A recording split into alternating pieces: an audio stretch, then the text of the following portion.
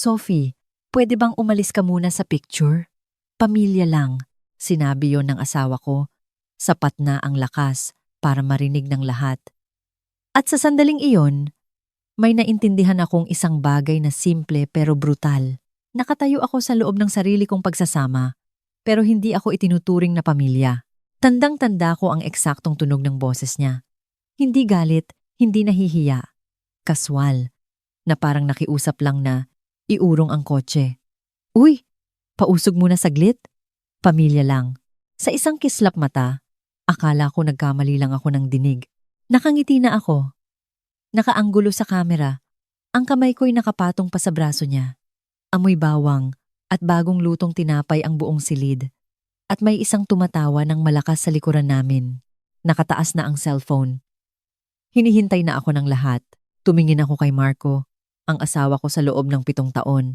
At hinintay kong lingunin niya ako at ma-realize kung ano ang kasasabi niya lang. Pero hindi. Nakatingin na siya sa kabilang banda. Inaayos ang kuha. Ang ex-wife niyang si Dina ay nakatayo sa kabilang tabi niya. Halos magkadikit na ang kanilang mga balikat. Nandoon din ang anak niyang si Kyla. 16 anyos at mailap. Nakatingin sa kanyang sapatos na para bang gusto na lang niyang lamunin siya ng sahig. Kumaway ang kapatid ni Marco na si Lorna mula sa gilid ng grupo, sinusubukang isiksik ang lahat. Naramdaman ko ang pag-akyat ng init sa batok ko hanggang sa mukha. Biglang sumikip ang wedding ring ko. Parang hindi na ito dapat nasa daliri ko. Sabi ko. Hindi ko matandaan kung sinadya ko bang magsalita. Sige, umatras ako ng isang hakbang. Tapos isa pa. May pumuno agad sa espasyong iniwan ko. Parang tubig na sumara sa ibabaw ng isang bato. Nag-click ang kamera. Tumalikod ako at lumabas ng function room bago pa may makatawag sa pangalan ko. Iyon ang kasukdulan, alam man ni Marco o hindi. Lahat ng iba pa ay sumunod na lang. Nasa kontis kami sa Alabang. Isang lugar na maraming beses na naming pinuntahan sa mga nagdaang taon, palaging para sa mga birthday o anniversary. Ligtas, pamilyar, kainang Pilipino na mapagkakasunduan ng lahat. Yung tipo ng lugar kung saan nakasuot ng itim na vest ang mga waiter at tinatawag kayong ma'am, sir. 52 kaarawan ni Marco, Miyerkules ng gabi. 5:82 PM. Ayon sa orasan sa itaas ng reception, na tinititigan ko habang hinihintay kong tumigil sa paghapdi ang mga mata ko. Rinig ko pa rin ang kasiyahan sa likod ko. Mga kalansing ng kubyerto sa plato, isang hagikgikan, ang ugong ng mga pinagpatong-patong na usapan. Buhay na nagpapatuloy ng walang abala. Nilagpasan ko ang isang matandang mag-asawa na naghihintay na maupo. Sinulyapan ako ng babae. Saka umiwas ng tingin yung paraan ng mga taong nakakaramdam na may mali pero ayaw makialam. Masyadong maingay ang takong ko sa tiles. Nanginginig ang mga kamay ko habang tinutulak ko ang salaming pinto palabas sa parking lot. Malamig ang hangin sa labas. Simula na ng bare months. Tumayo ako roon sandali. Humihinga ng malalim. Sinusubukang pakalmahin ang puso ko. Kumapit sa damit ko ang amoy ng matamis na spaghetti. Pinindot ko ang key fob at narinig kong nag-unlock ang kotse ko sa kaliwa. Umupo ako sa driver's seat at nanatili lang doon. Nasa kandungan ko pa rin ang purse ko. Automatiko kong nahablot. Nag-vibrate ang phone ko ng isang beses. Hindi ko tiningnan. Inisip kong bumalik sa loob. Iyan ang parte na ayaw kong aminin, pero totoo. Sinabi ko sa sarili ko na pwede ko namang tawanan na lang, na pwede akong bumalik sa upuan ko at hayaan itong maging isa sa mga sandaling pinapakinis na lang mamaya, gaya ng lagi kong ginagawa. Pwede kong sabihin sa sarili ko na hindi niya iyon sinasadya, na masyado lang akong sensitibo. Naisip ko ang sarili kong papasok muli. Pilit ang ngiti. Nagkukunwaring walang nangyari habang inilalabas ang cake. Lahat sila ay makakahinga ng maluwag. Bibigyan ako ni Marco ng tingin ng pasasalamat. Yung tingin na ibinibigay niya sa tuwing inaayos ko ang mga bagay para sa kanya. Pero sa halip, pinaandar ko ang kotse at umuwi. Tahimik ang bahay pagdating ko. Ang bahay namin, sa isang tahimik na subdivision malapit sa Slex, na may puno ng mangga sa harapan at isang umuugang baitang sa likod bahay. Tinanggal ko ang sapatos ko sa may pinto at tumayo sa kusina, pinakikinggan ang ugong ng ref. Hindi ako umiyak agad. Nagpunas ako ng counter na hindi naman kailangang punasan. Nagpalit ako ng pambahay na damit. Pinagkaabalahan ko ang sarili ko hanggang sa wala nang magawa. Alas, 10:42 ng gabi, nag-vibrate ulit ang phone ko. Text mula kay Lorna. Lasing na siya simula nung umalis ka. Tinitigan ko ang screen. Parang hindi totoo ang mga salita. Parang galing sa ibang gabi, sa ibang pagsasama. Nag-type ako, binura, nag-type ulit. Tapos, nang gabing iyon, nakahiga ako sa kama at tinititigan ng kisame, pinakikinggan ang pagtik ng orasan sa tokador. Narinig ko ang pagbukas at pagsara ng garahe. Hindi diretso ang lakad niya sa hagdan. Hindi siya pumasok sa kwarto. Sa sofa siya natulog, kinaumagahan, amoy kape, at may halong amoy alak ang bahay. Nakatayo ako sa kusina, suot ang duster ko. Nakatitig sa bakanteng upuan kung saan siya laging umuupo, sinusubukang isalita kung ano ang nararamdaman ko. Hindi lang sakit, hindi pa nga galit. Ito'y ang pagkatanto na hindi ito basta na lang sumulpot. May mga senyales na pala, mga maliliit na bagay na binaliwala ko sa mga nagdaang taon. Mga imbitasyon na kasama si Dina dahil mas madali para kay Kyla. Mga Christmas card na naka-address sa Marco and family. Mga family picture kung saan ako lagi ang kumukuha. Sinabi ko sa sarili ko na mature ako, maunawain, flexible. Pero noong nakatayo ako sa restaurant na iyon, pinapaalis na parang isang extra na napadpad sa maling eksena, may isang bagay sa loob ko na sa wakas ay tumigil sa pagbaluktot. Alas, 6:05 ng umaga, tinapos ng coffee maker ang trabaho nito sa isang malakas na lagok. Nagpapatuloy ang balita sa radyo tungkol sa trapik sa EDSA. Niyakap ng mga kamay ko ang tasa at naramdaman ko ang paggapang ng init sa aking mga palad. Hindi ko pa alam kung ano ang gagawin ko. Hindi ako nag-iisip ng ganti. Hindi ako nag-iisip ng pag-alis. Iniisip ko lang ang bakanteng espasyo sa litratong iyon at kung gaano kadaling may pumalit dito. Ilang taon kong pinaliit ang sarili ko para maging komportable ang lahat. At sa unang pagkakataon, naisip ko, paano kung hindi na? Kinabukasan. Ang salitang paulit-ulit sa isip ko ay maunawain. Iyon ang salitang gustong-gusto nilang gamitin para sa akin. Narinig ko na ito ng maraming beses sa mga nakaraang taon na walan na ito ng kahulugan. Sinabi ni Lorna, kapatid ni Marco. Sinabi ni Dina, nakangiti na parang isang papuri. Maging si Marco, kadalasan pagkatapos niyang hilingin, nalunukin ko ang isang bagay na masakit. Ang bait mo talaga, napakamaunawain mo, sasabihin niya. At tatango ako dahil mas madali ang tumango kaysa ipaliwanag kung bakit naninikip ang dibdib ko. Nakatayo ako sa kusina ng 6:65 ng umaga. Kulay abo pa ang langit sa labas ng bintana, pinakikinggan ang pag-andar ng coffee maker. Nakatutok ang radyo sa DZMM, yung paborito ni Marco, dahil sa balita sa trapiko at mga score sa UAAP. May binanggit na aksidente malapit sa Magallanes. Naghalo ako ng gatas sa kape ko at pinanood itong umikot. Ang pagiging maunawain ay naging isang tali. Hindi ko lang napansin kung kailan ito ipinulupot sa leeg ko. Umakyat si Marco bandang 7:00. Maingat ang kilos na para bang kakagatin siya ng bahay kung magkakamali siya ng tapak. Mukha siyang pagod. Namumula ang mga mata. Basa pa ang buhok galing sa shower. Hindi niya ako tiningnan agad. Morning, sabi niya. Morning, sagot ko. Binuksan niya ang ref. Tumitig sandali, saka isinara ulit. Yung kagabi, medyo lumabis. Naghintay ako. Isa pa ito sa mga natutunan kong gawin sa mga taon. Maghintay, hindi ko sinasadyang ipahiya ka, sabi niya sa wakas. Alam mo yan. Diba? Huminga ako ng kape. Mapait. Ano ang ibig mong sabihin, Marco? Tanong ko. Napabuntong hininga siya, kinakamot ang batok. Family picture lang naman yun. Nandoon si Dina para kay Kyla. Hindi yun big deal. Ayan na. Ang pagpapaliit sa issue, ang kaswal na pagbura. Naramdaman ko ang pamilyar na udyok. Yung nagsasabi sa aking pakinisin ito, tiyakin sa kanya, padaliin para sa aming dalawa na magpatuloy. Bumuka pa nga ang bibig ko. Tapos isinara ko ulit. Kailangan ko nang mag-ready para sa work? Sabi ko sa halip. Mukha siyang nagulat na para bang may na-miss akong linya sa isang script na pareho naming kabisado. Sige, sabi niya ng dahan-dahan. Iniwan ko ang kusina bago pa siya makapagsalita muli. Sa trabaho, hindi ako makapag-concentrate.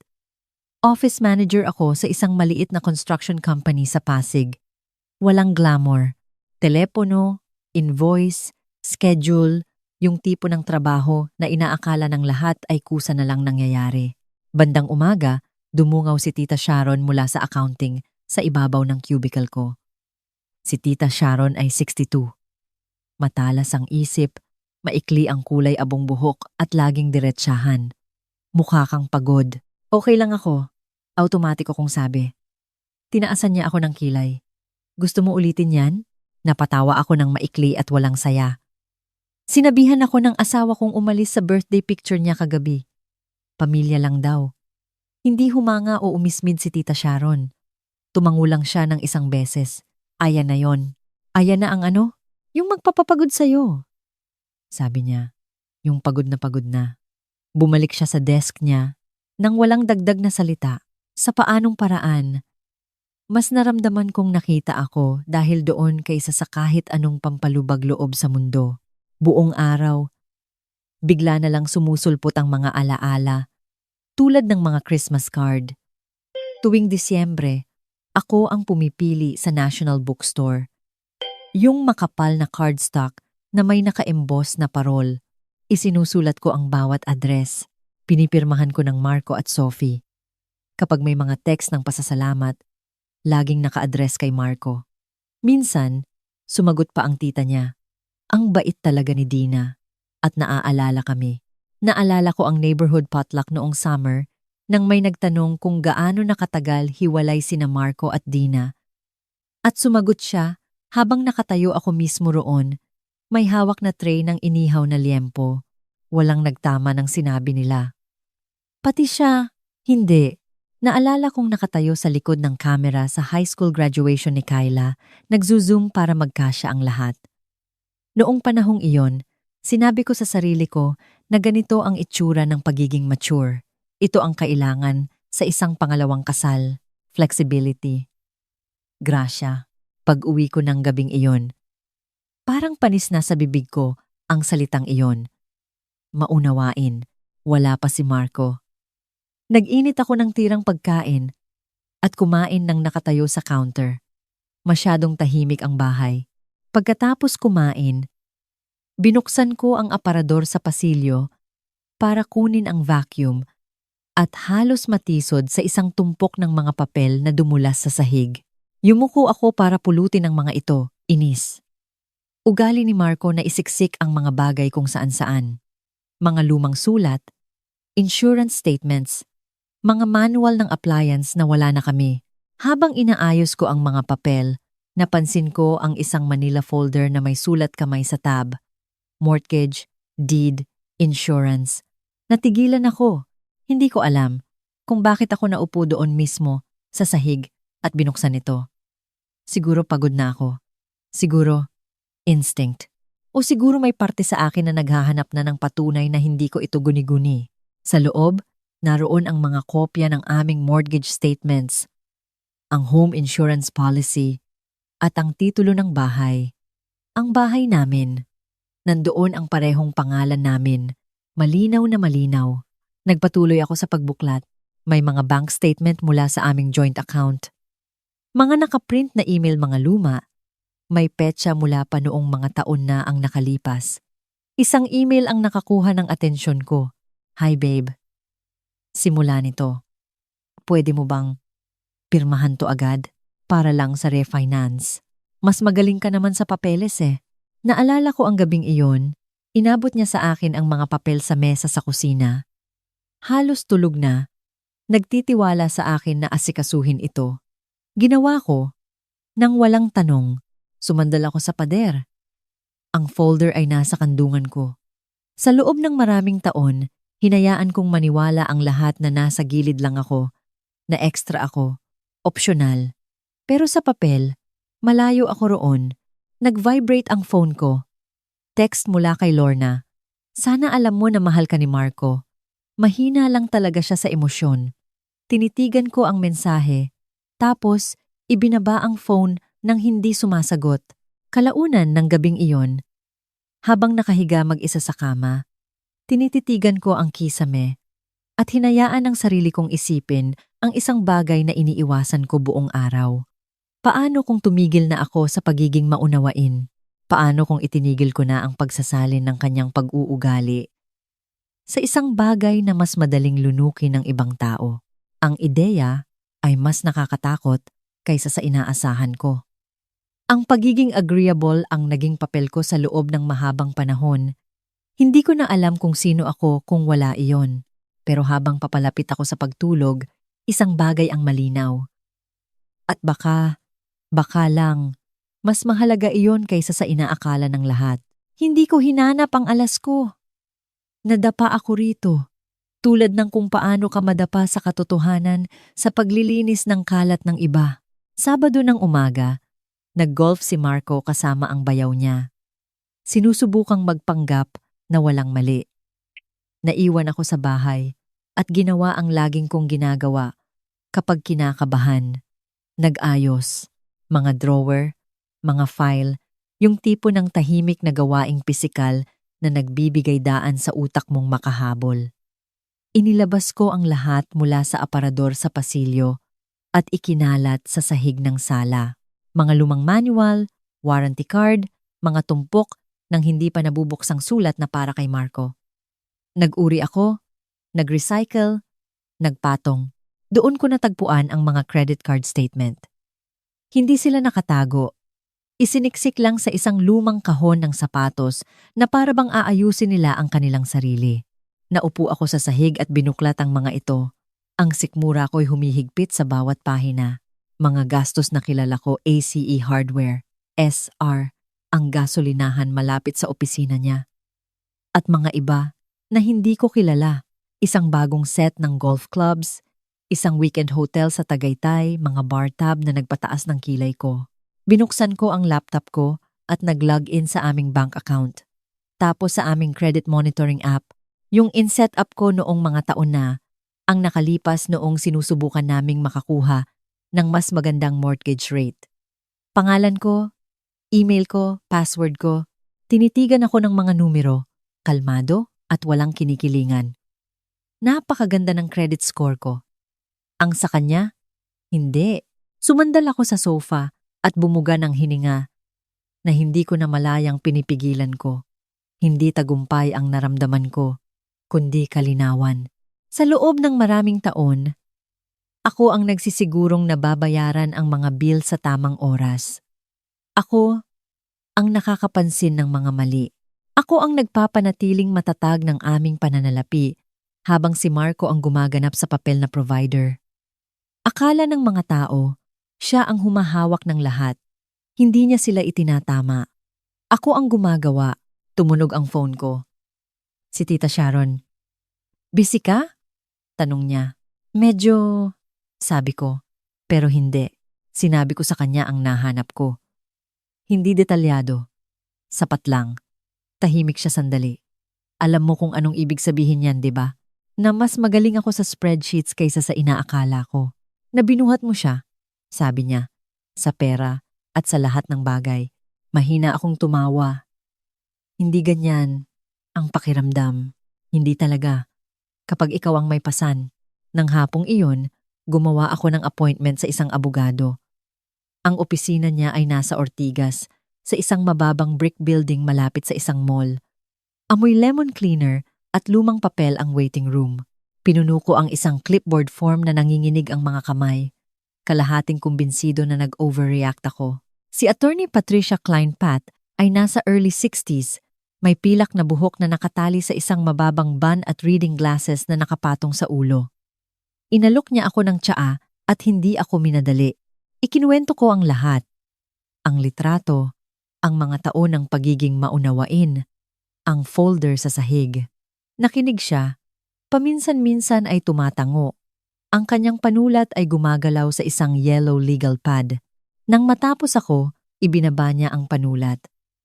"Wala ka rito dahil gusto mo siyang parusahan," sabi niya. "Hindi po." Mabilis kong sabi. "Gusto ko lang. Hindi ko na kayang gawin to." Pinag-aralan niya ako sandali. Pinoprotektahan mo ang imahe niya sa lipunan, sa pananalapi, sa emosyonal. Napalunok ako. "Akala ko po, iyon ang ibig sabihin ng kasal." "Oo naman," malumanay niyang sabi. "Kapag pareho kayong gumagawa, ipinaliwanag niya ang mga opsyon ko. Separation? Counseling? Boundaries? Walang dramatikong tunog. Praktikal? Pangmatanda?"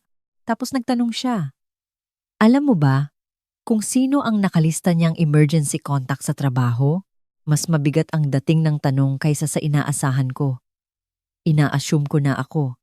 Sabi ko, "Assume." Nang gabing iyon, tiningnan ko. Nakalogin pa rin ang work email ni Marco sa computer sa bahay. Nag-atubili ako, sumiklab ang guilt. Tapos pinaalalahanan ang sarili ko na hindi ako naninilip ng sikreto. Tinitingnan ko ang mga katotohanan. Emergency contact.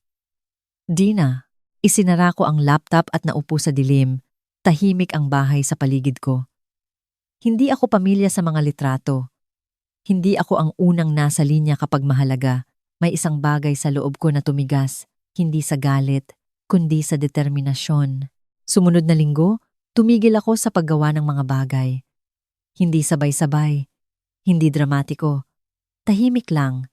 Hindi ko siya pinaalalahanan tungkol sa refill ng gamot niya sa high blood. Nang mapansin niya sa pharmacy, tinawagan niya ako. Iritado. "Pwede mo bang tawagan na lang?" Tanong niya. "Hindi ako pwede ngayon," sabi ko. Kakaiba ang tunog ng boses ko sa sarili kong pandinig. Matatag. Suminghal siya. "Sige na nga." Sa meeting para sa planning ng church fundraiser, hindi ako nagdala ng sign-up sheets o ng dessert. Nang may nagtanong kung nasaan, tumingin sa akin si Marco. "Akala ko dala mo." Sabi niya. "Hindi," sagot ko. Ang katahimikang sumunod ay makapal at hindi komportable. May umubo. Nagpatuloy ang meeting. Sa bahay, naging balisa siya. Masungit, nawawala niya ang mga bagay-bagay. May na-miss na deadline sa trabaho. Umuuwi ng late at frustrated. "Ang layo mo," sabi niya isang gabi. "Naging busy lang ako," sagot ko. Hindi kasinungalingan. Isang gabi, nag-vibrate ang phone ko. Mensahe mula kay Kyla. "Galit ka po ba kay Papa?" Tinitigan ko ang screen. Naninikip ang dibdib. "Hindi!" Type ko pagkatapos ng isang sandali. "May inaayos lang ako." Nag-reply siya pagkaraan ng isang minuto.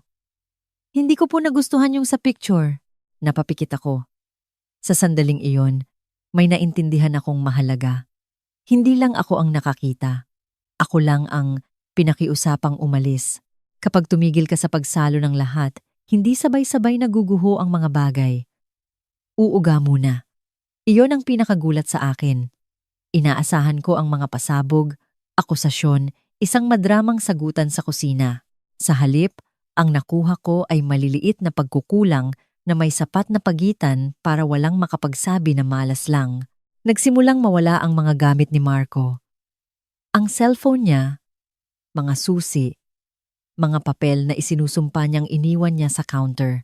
Tinatanong niya ako kung nasaan. Gaya ng dati, na may halong inis na hindi ko alam, hindi ko nakita. Sabi ko, minsan totoo, minsan hindi. Alin man doon, hindi ko na hinahanap. Miyerkules ng hapon, tumawag siya mula sa Mercury Drug. "Wala raw yung refill ng gamot ko," sabi niya. "Tinawagan mo ba?" Nasa desk ako sa trabaho. May mga invoice sa harap ko. Sumulyap si Tita Sharon. mausisa. Hindi, sabi ko. Hindi ko tinawagan. May katahimikan. Bakit hindi? Nakalimutan ko. Sabi ko. Ulit, hindi kasinungalingan, pero hindi rin buong katotohanan. Huminga siya ng malalim. Ako na lang ang bahala. Pagkababa ko, nanginginig ang mga kamay ko. Matagal akong nakaupo roon, nakatitig sa telepono. Mas mahirap ito kaysa sa inaasahan ko. Hindi dahil mali, kundi dahil labag ito sa bawat ugali na binuo ko. Sa loob ng maraming taon, ako ang tahimik na safety net, ang backup plan, ang nakakapansin bago pa magkamali. Ngayon, hinahayaan kong magkamali. Biyernes ng gabi, dumalo kami sa isang neighborhood barbecue sa mga Wilson, 2 bahay ang layo. Sa pagkakataong ito, dumating ako ng walang dala, 10 minuto na late, suot ang isang simpleng sweater sa halip na ang masayahing hostess version ng sarili ko. Napansin agad ni Marco. Hindi ka gumawa ng pasta salad? Tanong niya, medyo malakas. Hindi, sabi ko. Kumunot ang noo niya, nalilito, na para bang may nawawalang hakbang sa isang sayaw. Akala ko gagawa ka. Wala akong sinabing ganoon. Nakatayo kami roon sandali, napapaligiran ng amoy ng inihaw na karne at tunog ng classic rock mula sa Bluetooth speaker ng kapitbahay. Sumulyap ang isa sa kanila. Tapos umiwas ng tingin. Naging awkward ang hapunan. May nagtanong kay Marco kung anong oras kakain. Pabalang siyang sumagot na magiging handa ito kapag handa na. Nakita ko ang isang babae sa kabilang mesa na tinaasan ng kilay ang asawa niya. Bago ito, pag-uwi ng gabing iyon, paikot-ikot si Marco sa sala habang ako'y nagbabasa sa kama. May problema sa'yo, sabi niya sa wakas. Umaarte ka na parang may ginawa akong masama. Ibinaba ko ang libro ko. Meron ba? Umismid siya. Yung litrato na naman. Sophie, pinalalaki mo ng husto yan. Naramdaman ko ang pag-akyat ng dating galit. Matalim at pamilyar. Pinalipas ko ito. Hindi lang yung litrato, sabi ko. Lahat ng nakapalibot doon, umiling siya. Nagdadrama ka. Iba na ang dating ng salitang iyon ngayon. Good night, Marco, sabi ko, at pinatay ang ilaw. Kinaumagahan, nagising ako sa isang mensahe mula kay Lorna. Nag-aalala ako sa kanya. Sabi niya, hindi siya ang dati. Tinitigan ko ang text, tapos nag-type ng isang bagay na hindi ko pa nasabi dati. Ako rin. Ang tunay na pagsubok ay dumating 1 linggo pagkatapos nang sabihin sa akin ni Marco ang tungkol sa retirement recognition dinner. Sa clubhouse gagawin, sabi niya. Sabado ng gabi, maraming tao mula sa simbahan at trabaho. Kailangan kita doon. Ang paraan ng pagkakasabi niya ng kailangan ay may pumilipit sa dibdib ko. Pag-iisipan ko, sabi ko, mukha siyang nagulat. Pag-iisipan mo? Tinitigan niya ako, tapos tumawa ng maikli at hindi mapakali. Tiningnan ko siya sa mata. Tingnan natin. Nang gabing iyon, nag-text ulit si Kyla. Stress na stress si Papa, sabi niya. Okay lang po ba kayo? Naupo ako sa gilid ng kama, hawak ang phone, nararamdaman ang bigat ng lahat. Ito ang parte na walang nagsasabi. Ang collateral damage, ang pagdududa. Maingat akong nag-type pabalik. May inaayos lang kami. Wala kang kasalanan dito. Nag-reply siya ng isang heart emoji. Tapos, pagkaraan ng 1 minuto, hindi niyo po deserve yon. Tinitigan ko ang screen hanggang sa lumabo ang paningin ko. Biyernes ng hapon, irritable na si Marco. Sinigawan niya ang aso. Nakalimutan niya ang isang meeting. Inakusahan niya akong nagtatago ng mga bagay sa kanya. Hindi ako nagtatago, sabi ko. Hindi ko lang inaayos. Nang gabing iyon, gising akong nakatitig sa kisame. Ang determinasyon ko'y nanghihina. Paano kung malupit ito? Paano kung nasasaktan ko siya nang higit sa kailangan? Paano kung mali ako? Tapos inisip ko ang sarili kong umaalis sa litratong iyon. Pumunta ako sa dinner. Hindi para sa kanya. para sa akin. Ang clubhouse ay amoy kape na matagal nang nakasalang at floor cleaner na hindi lubusang makatakip sa nakaraan. Nakahanay ang mga folding chair, may mga name tag na nakadikit sa mga damit, mga taong nagbabatian na may partikular na halo ng init at ugali na nakikita mo sa mga event ng simbahan at retirement dinner. Sabado ng gabi, 6:30 p.m. Ang malaking sandali ni Marco. Matagal akong tumayo sa banyo sa bahay bago kami umalis. Tinititigan ang sarili ko sa salamin. Hindi ako nag-ayos ng bongga. Walang matingkad na kulay. Walang malaking alahas. Isang navy blue na blouse, itim na slacks, mababang takong. Gusto kong magmukhang ako. Hindi isang accessory. Tahimik ang biyahe. Palipat-lipat si Marco ng istasyon sa radyo, hindi mapakali. Nanginginig ang tuhod niya. Nang mga namang isan, nang mga namang bangbadma, pinanood ko ang mga pamilyar na kalye na aming dinadaanan at naramdaman ko ang isang kakaibang kalmado na para bang may isang bagay na napagdesisyunan na. Sa loob ng hall, agad nakita si Marco ng mga tao. Uy, andyan na siya! Happy retirement! Panahon na para kilalanin kanila. May mga tumapik sa likod niya. Ngumiti siya, nakipagkamay. Madaling pumasok sa papel na alam niya. Respetado, matatag. Ang lalaking inaakala ng lahat na kilala nila. Nandoon si Dina. Napansin ko siya agad, nakatayo malapit sa refreshment table. Suot ang isang cream na cardigan. Nakikipag-usap sa isang babae mula sa simbahan. Mukha siyang komportable, panatag, na para bang kabilang siya roon. Nakatayo si Kyla sa tabi niya. Nag-i-scroll sa phone. Nang makita niya ako, lumambot ang mukha niya. Kumaway siya, ng bahagya. Hindi sila nakita ni Marco sa una. Nang makita niya, medyo lumuwag ang kanyang mga balikat. Buti, bulong niya, nakarating sila, hindi ikaw. Umupo kami. Nagsimula ang programa, mga talumpati tungkol sa dedikasyon, taon ng serbisyo, pagiging isang family man. Bawat parirala ay parang isang batong inihulog sa tahimik na tubig. Mga alon na naramdaman ko pero hindi ko ipinakita. Tapos, oras na para sa mga litrato. Tumayo ang isang tao mula sa church committee at itinaas ang kanyang phone. Kunin natin ang isang family picture. Kasama si Marco. Automatikong lumingon si Marco at inabot ang kamay ko. Nagsara ang mga daliri niya sa akin, mainit at pamilyar na parang walang nagbago. Sa isang iglap, sumiklab ang dating ugali. Pumasok, ngumiti, padaliin ang lahat. Sa halip, dahan-dahan kong hinila ang kamay ko pabalik. Ay, sabi ko. Ang boses ko'y kalmado, magalang, sapat na malakas para marinig. Hindi yata ako dapat kasama dito. Kumurap si Marco. Ano? Ngumiti ako. Yung ngiting ginagamit mo kapag sinusubukan mong hindi gumawa ng eksena. Sinabi mo sa akin last week na hindi ako kasama sa family pictures, di ba? Kukuha na lang ako ng yelo. Tumahimik ang buong silid, hindi dramatiko, pero mali. Na parang may nagkamali ng hakbang. Ilang tao ang tumawa ng alanganin. Tapos namatay ang tawanan ng walang sumunod. Tumingin si Dina sa kanyang sapatos. Napatayo ang ulo ni Kyla. Dad, sabi niya, namula ang mukha ni Marco. Pinilit niyang tumawa. Nagbibiro lang yan. Hindi ako gumalaw.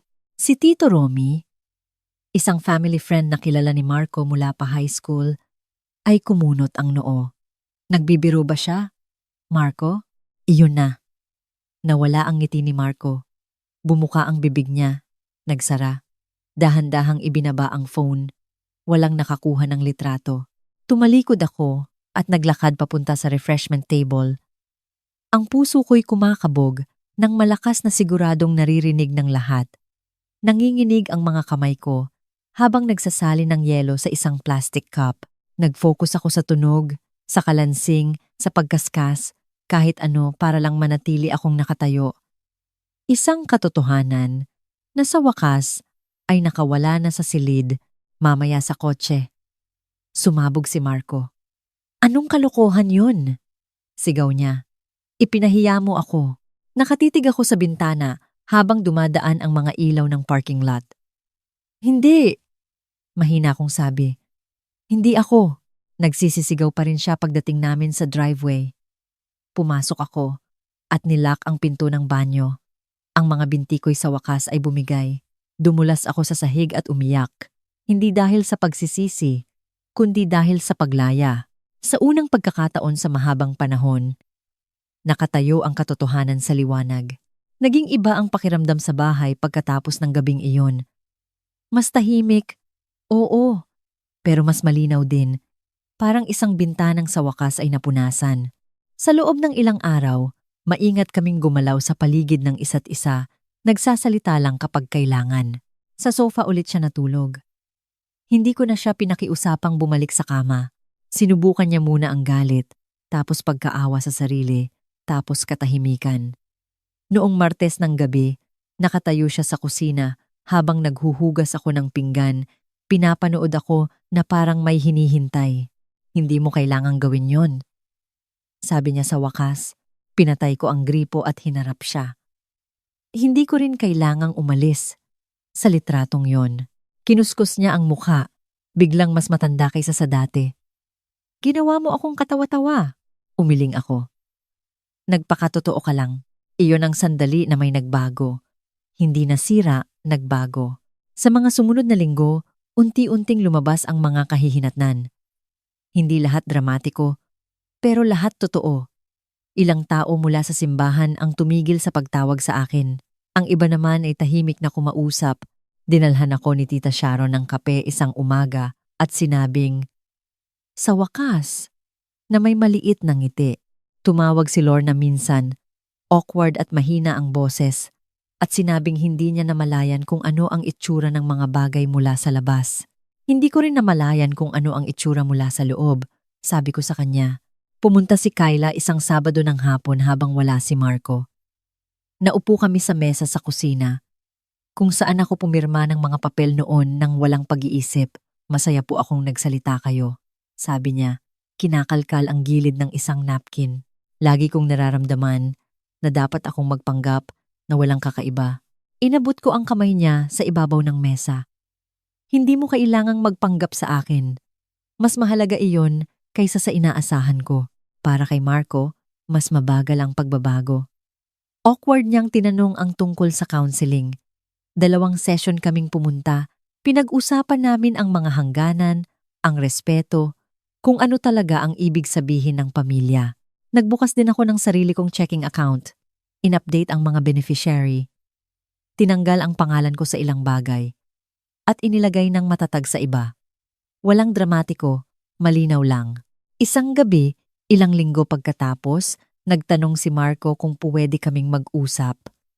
Ayokong mawala ka, sabi niya. Naniwala ako sa kanya, pero hindi na sapat ang paniniwala. Ayokong mawala ang sarili ko. Sagot ko, kung magtatagal pa ang aming pagsasama, ay isang bukas na tanong pa rin. Ang hindi na bukas ay ang pupwesto ko rito. Isang umaga, nakatayo akong mag-isa sa kusina. Ang sikat ng araw ay pumapasok sa bintana. Pinapainit ng kape ang aking mga kamay. Kumuha ako ng litrato, hindi para sa iba, hindi para sa social media, para lang sa akin.